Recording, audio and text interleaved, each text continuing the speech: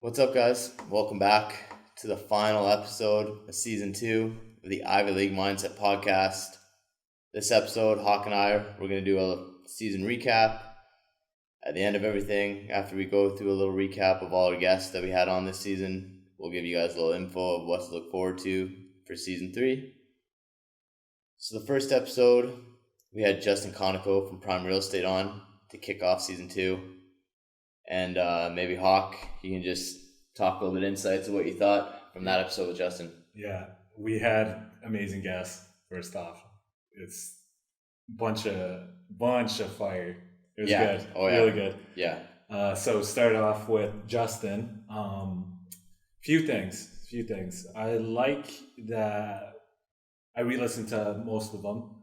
So the thing that I really liked about his is that he has no fear about teaching his best techniques to anybody and everybody, which makes him better long term, because you get different reactions to the techniques that you teach, and then you get better at teaching yourself.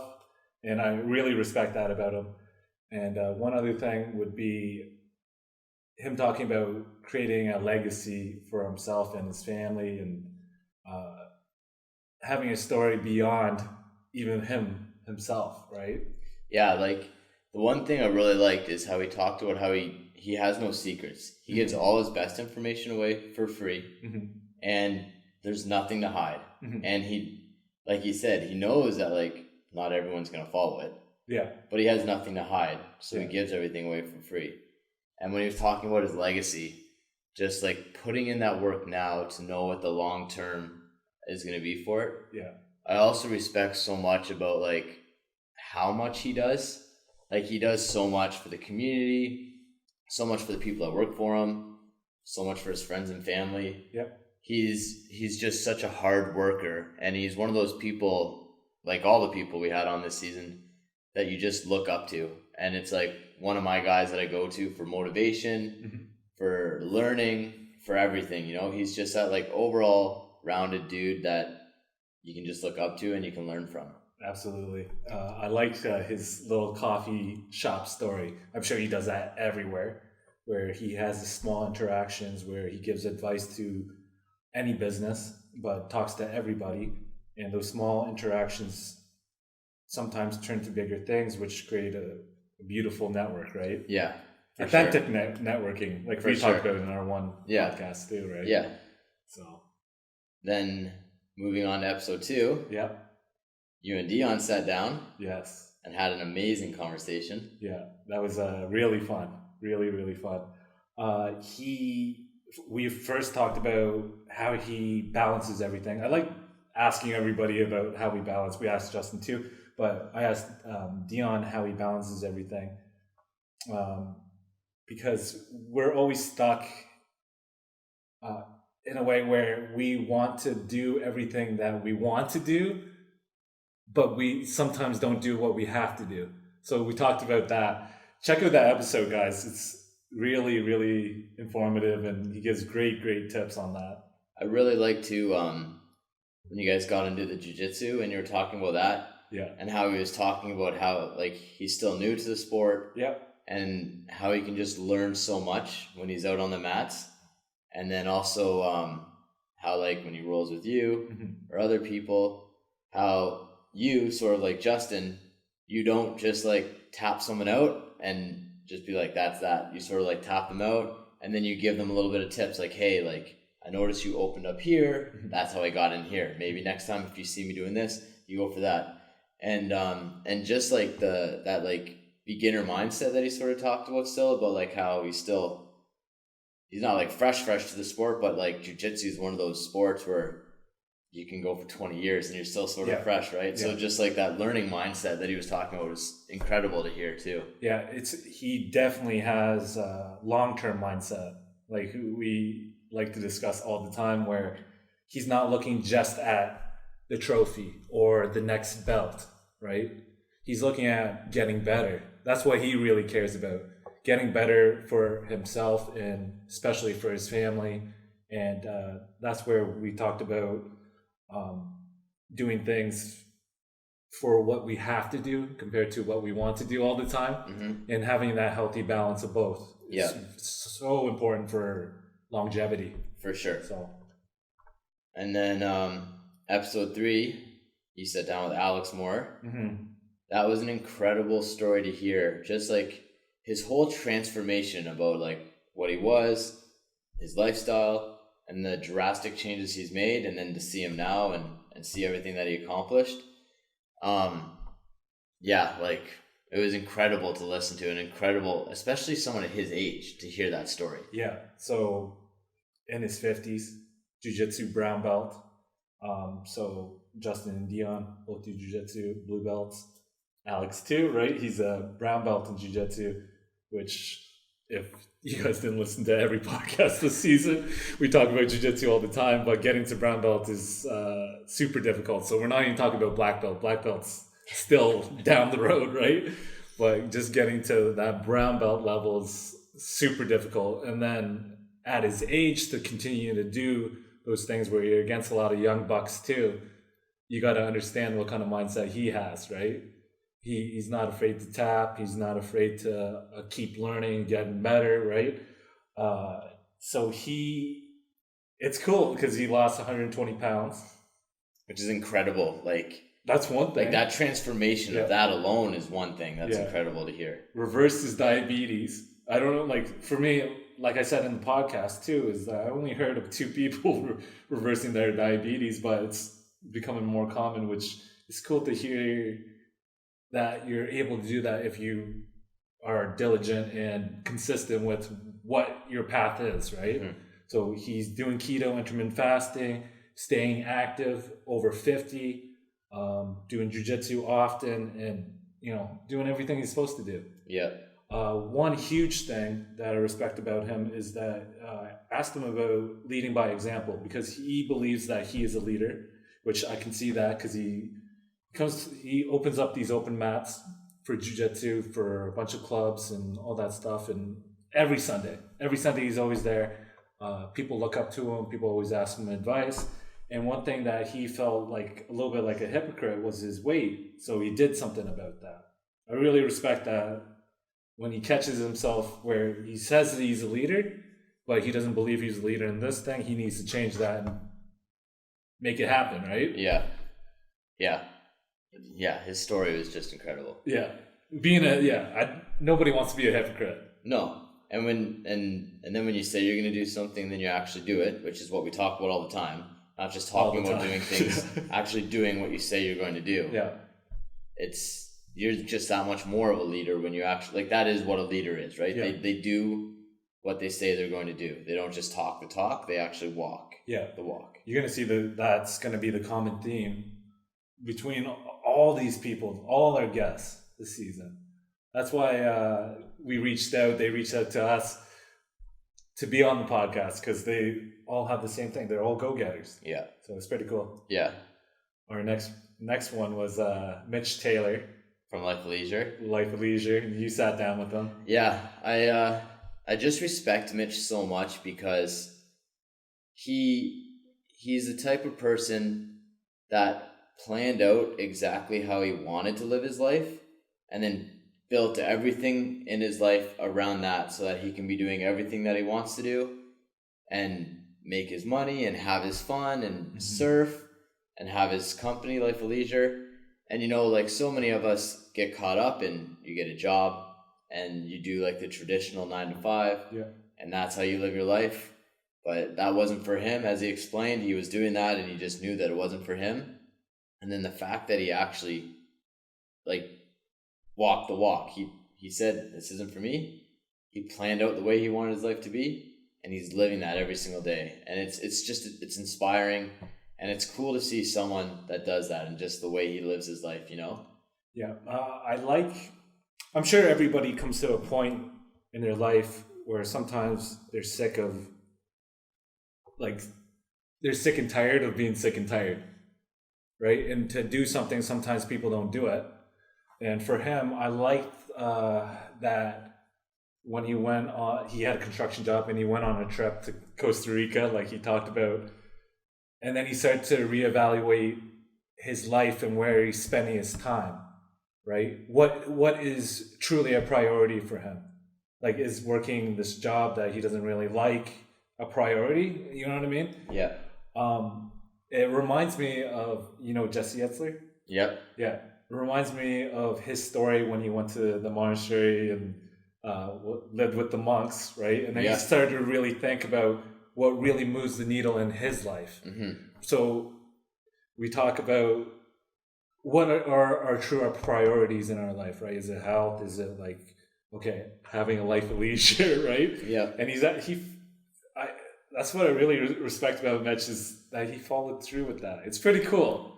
I'd love to meet him one day too. And he's still continuing to follow through with that. Like, he has a family now, he has a kid now. Yeah. And he's not letting any of that deter him from the path that he set out for himself. Yeah. Which is really cool. Yeah, and we won't go too deep into it, but I love his take on risk and reward, right? So he's a big risker to have a big reward. I couldn't do that myself, but I respect anybody that, he doesn't give a shit what other people think. Right. He does his thing, and I like the path that he chose. It's pretty cool. Yeah. How he phrased it, I think, there's a million ways to skin a cat. So to get to that goal, and there you go. Yeah. He's doing it. Yeah. The next person we had on after Mitch was Jesse Sherriff. Yeah. You two had a really good conversation. Yeah. Talked some training, talked some jiu-jitsu. Yeah, his outlook on life is really cool too. Just like the things that you guys dug into and chatted about. And I thought it was like really cool because he comes from like a totally different training background than you, right? Like, Jesse's a CrossFit dude. And if you ever meet any typical CrossFit people, you wouldn't think like they are what he is. Yeah. It was really cool to listen. And then especially with him, you guys talk jiu-jitsu as well. Mm-hmm. And he's like really fresh with the jiu-jitsu, like just white belt, I think you said white belt, still. Yeah. So like, it was really cool to listen to that mindset as well. Yeah. So Jesse, co-owner of West London CrossFit, really, I like to break down his mindset on going from one extreme to another, where he went from a competitive CrossFit person to fresh in jiu-jitsu, which is very humbling. And I like that he phrased it in a way that he's almost more hungry to be humbled. So it makes him hungrier to be humbled and learn more, right? Mm-hmm. I love that. Yeah. It just shows what type of person he is. Right? Yeah. Not afraid to put himself out there, because he knows when you put yourself in that fire, you're going to change the most. A lot of people are like, most of these people, they're not afraid to put themselves out there to be better. Yeah. To change their life, right? Yeah. And like what we talk about, like when you put yourself out there, failure is inevitable. Mm-hmm. When you try something new, you're not going to be the best at it the first time you do it. Yeah. So just having that mindset of dropping the ego, yep, and being able to go into things like that and knowing that, yeah, it was incredible. Yeah, unique take on failing. So we talked about his one Instagram post about failing a squat, and I asked him about that. And he talked about, you want that often, but you shouldn't be happy about it. You see how some people are like embracing like dad bods and all this, but you shouldn't embrace that you're unhealthy. You see what I'm saying? Yeah. Right? You know what I mean? Yeah, yeah. So I kind of take that the same way as how he explained failing you shouldn't be happy about that. You should do something about that. You use that as your motivator to get better. Exactly. Like don't be too upset and beat yourself up about it that you failed. Yeah. But understand that you failed and understand that that's not acceptable. Acceptable. And use that to get better. I love that. That kind of changed not changed too much, but because I already do it, I kind of already get pissed at myself all the time. But yeah. But made me realize, okay, it's okay to be like that too. I'm not the only one who gets really pissed off and be like, okay, you got to get your shit done, right? Don't beat yourself up where you won't do something, but beat yourself up in a way that you're going to do something. Yeah. Because it's very easy where you get a failure in your life and you let that stop you in your tracks. Like you don't want to feel that feeling of failure again, so you stop whatever it might be that you're doing. Yeah. And like people like you and me, people like Jesse, people like every single person we had on our podcast this year, they don't let that feeling stop them in their tracks. No. They use that feeling to throw some kindling on the fire and to let it roar and get it going again. Before we move on to the next person, one of the other things that we talked about that I really enjoyed was him finding good coaches to teach at Westland CrossFit, right? And I asked him about people who have passion behind what they do. And we talked about how important that is to be passionate about what you do when you're teaching others, right? So like I said, if the person that knows everything about this one subject doesn't mean they're going to be a good teacher, trainer, or whatever, professor, right? Yeah. You have to have passion behind teaching itself. So yeah, that was another really good one that we had this year. After that, we sat down with Jillian and her mom. Yeah. And we've had Jillian on the podcast a couple times before. We had heard her story, chatted to her about a bunch of different things. But I thought that one was really cool to have her mom in it as well. And to hear both their stories, because they had both gone through similar things and they had gone through it at the same time. And then I think even during that episode, those two were realizing things that they hadn't realized with each other until that time when they both started openly talking about things. Yeah. Sorry. That's what I like about the podcast. Sometimes until we start opening up on these things, like one of our guests for next season, you'll see Nick, I'll sit down with them talking about opening up and talking about different parts of your life that you don't really want to talk about, but you're willing to open up if it's the right platform, right? Yeah. So it's pretty cool that their relationship, for one thing, but Bonnie going through 2 liver transplants. And like I said in the podcast, I've known her probably 10 plus years. We worked at the YMCA together. I would see her come in and out. Always happy. Never, even when she was sick, you never even seen a change in her attitude. You know what I mean? Yeah. It's perspective. And you got to be appreciative of life. That's it. 100%. And then having to go through it a second time as well. And then also having to watch your daughter go through it. I can only imagine that feeling of like how she said, when they said, oh, we have the second time, oh, we have a liver for you. And all she thought was oh, I wish this could go to Jillian and not me. And then Jillian said I needed her to help me. It was just as important for her to get one as she got one. And yeah, I really got this sense of gratefulness from Bonnie. Yeah, how many people would break? You know what I mean? Yeah. How many people would just have a negative outlook on a lot of things after they hear that they're sick or their daughter's sick or a family member sick? I get it. It's tough. But she never broke. That shows how strong this woman is, right? Yeah. And then just to hear the bond that they have with each other, it's beautiful. Hearing their story, that bond between the two of them is so much stronger now for what they went through than what it probably was before. I'm sure mother-daughter it's strong, but going through something like that, it would just strengthen you up so much more, right? Next level. Yeah. Next level stuff. Yeah. And Jillian, we got her after she broke 5 world records in swimming. Yeah. She's a beast. So if you haven't listened to her other podcast there, she went from pretty much almost dying to breaking 5 world records.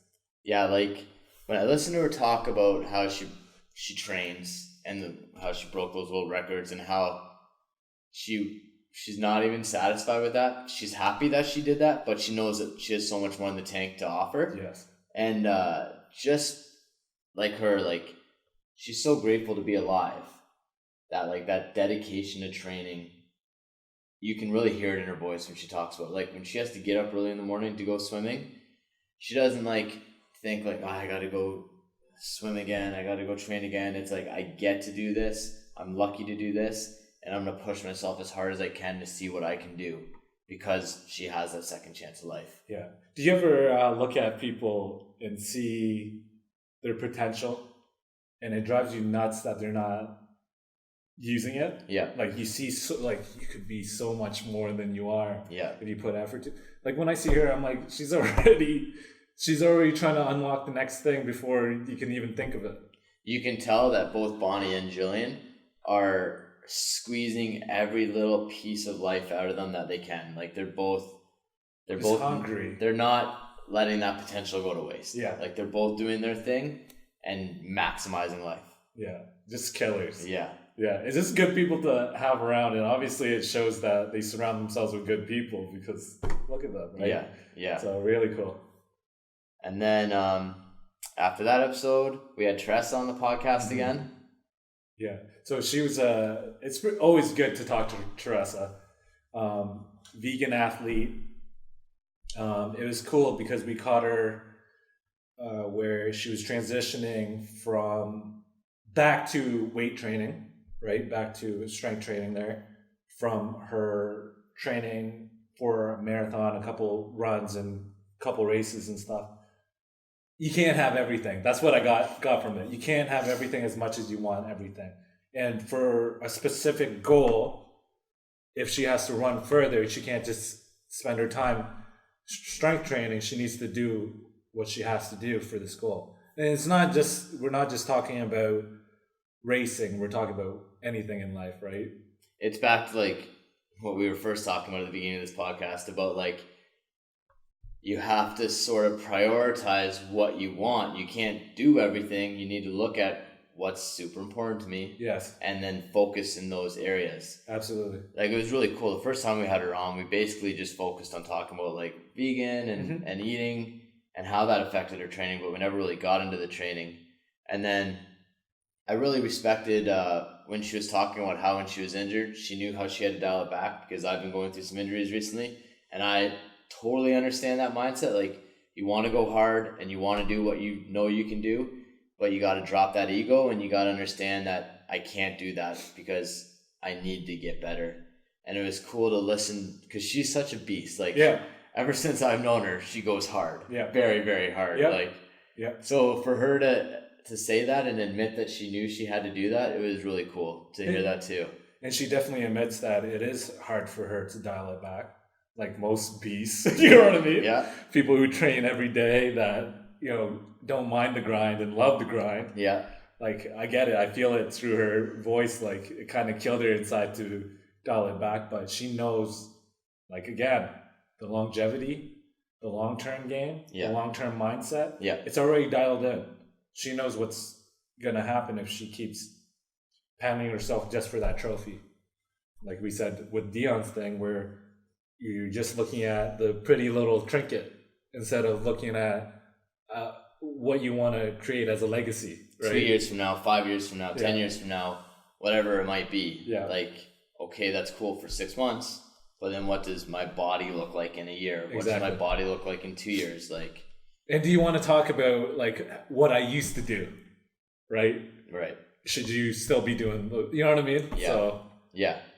It was cool to have her on to chat about that compared to like what we had her on for the first time. Yeah. And just hear that. And then especially after that injury and her new like outlook and mindset on training and the running, it was really good. It was a good conversation that you guys had. I like that she's after she finished her races, she knows to adapt back to strength training, what she needs to do, how she needs to eat. So it's, if you ever need advice on that type of stuff and being vegan or nutrition or anything like that. Or running, long-term running. Yeah, geez. She's the person to hit up for sure. Oh, 100%. Yeah, so our next guest is your buddy, Victor Addis. Yeah, so that was a cool one because I had seen a couple weeks prior to our interview, he had made a post about a bad injury that he had mountain biking a couple years prior. And we've talked about it a few times on the podcast. I had a really bad injury a couple years ago. Mm-hmm. And I know what it's like to physically heal from an injury, but the mental side of the healing is a totally different ballgame. You might look totally fine, and you are totally fine, but the head game for whatever that sport that you might have been injured isn't there. So when I saw that picture, I reached out to him, and he was down to tell a story. And it was really cool listening to him talk about how like that injury really sort of made him realize what was important in life. Like up until that point, mountain biking was still like his like number one. He'd sacrifice anything for it. Yep. He'd go after it. And when he had that injury, he sort of realized like maybe it's not that like main path for him anymore. Like he just used it as his hobby and his workout now, because he has a job and he has other things that are more important to him, and he knows I can't go super hard here because if I get hurt, I can't do this. It's like what we talk about, prioritizing your time and what you want out of life, right? Yeah. It's crazy. Collarbone injury, plates and screws. Like we could both relate, obviously, but when you ask them the mental side of getting back to doing what he loves, it's tough. I get it too. Like I had an ankle thing and you had your stuff. It's not easy, but it's cool to see that he can overcome it, but has that. He talked about still feeling the injury.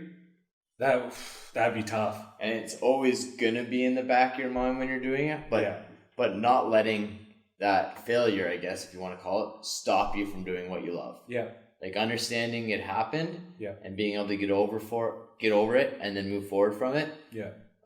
Which is the biggest part, right? Like that's what this podcast is about. It's about being as mentally tough as possible. Yeah. And it was a really cool story to listen to him talk about that. And talk about how like he had injuries prior, but those never really stopped him. Yeah. And even he said like he knew he probably shouldn't have did what he did. Yeah. And he did it anyways. Yeah. And then the outcome that he got from it. It's not funny, but funny where it's always that extra thing that you do after the fact, right? You finish a race, let's just go for like a light little tour here. Yeah. You hurt yourself. Yeah. Or have that extra roll in jiu-jitsu. Yeah. Everybody's already, let's have one more roll. It's always then. But I feel like sometimes we let our guard down. Like we're not at our best. Like everything's in tune. Yeah. We just like let our guard down, let's go, whatever. Yeah. But that's when it's going to happen, right? Yeah. So, for sure. I also enjoy his pizza reviews. Was that the one that you were on? Yeah, him and I did. I did one pizza review. Yeah. But I don't know. I'm a big pizza fan too. So if you follow Victor, follow him on Instagram. Every Tuesday he does a new pizza review, new spots in and around London. Yeah. And make you hungry. Yeah, make you hungry. And if you ever want to get on his show, hit him up and he'll buy you your slice and do the review with you. Yeah. And then even him just like if you listen to his podcast, it'll make you hungry too to do stuff. So yeah, for sure. Both ways, right? Yeah. And then our last episode, the one just prior to this one, we had Michael Gillespie on. What a powerful story that he had. Going through everything that he has gone through in his life.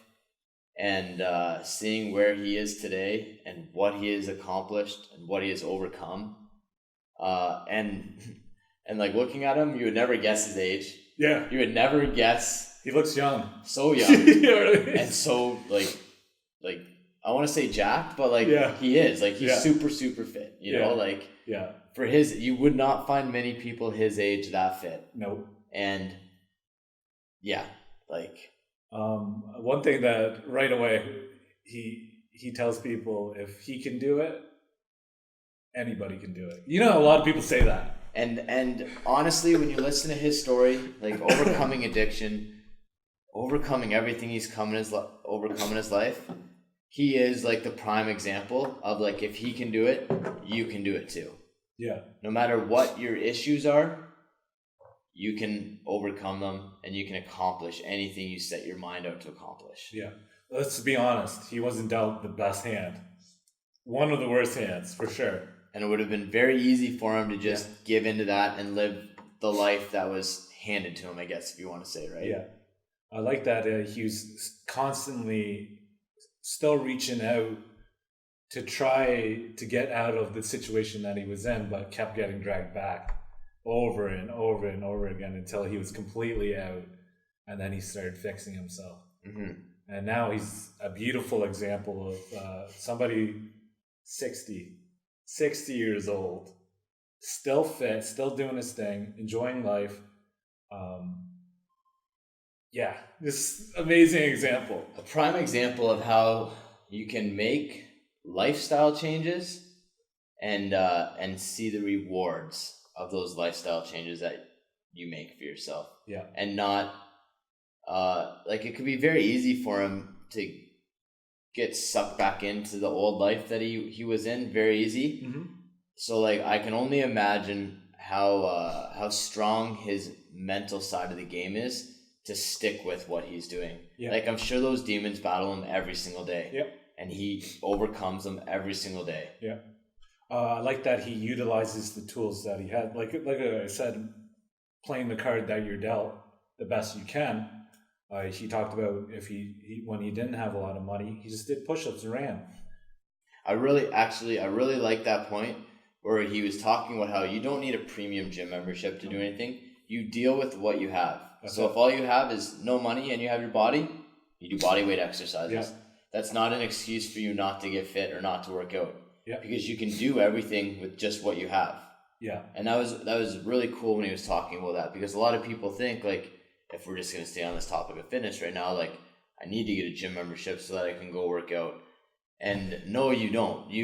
That is just a limiting mindset that you're having in yourself, where no, you can do squats, you can do push-ups, you can do so many things with just your body if that's what your goal is, to get fitter and get stronger, right? Yeah, and not making time an excuse.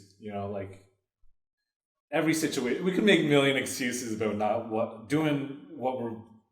having a goal and not doing what we're supposed to do for that goal. Mm-hmm. We can have a million excuses. Oh, I don't have the money, I don't have the time, I don't, I have kids, I have work full, you know what I mean? Yeah. I love listening to all these stories to limit my own excuses. Yeah. Not to get after it, right? Yeah. So that's one thing.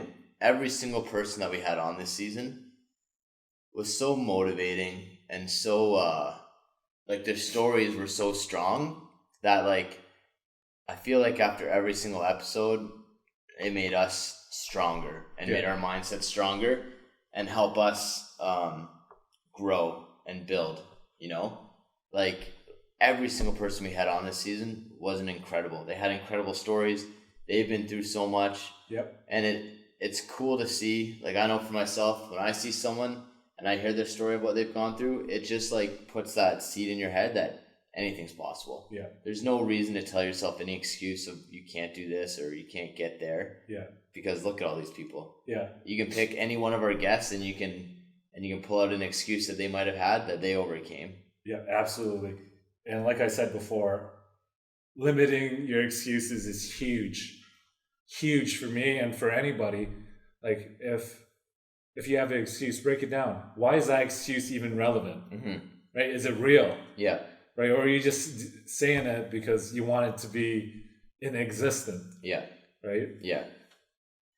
Yeah. I mean, so this is the season finale for season 2.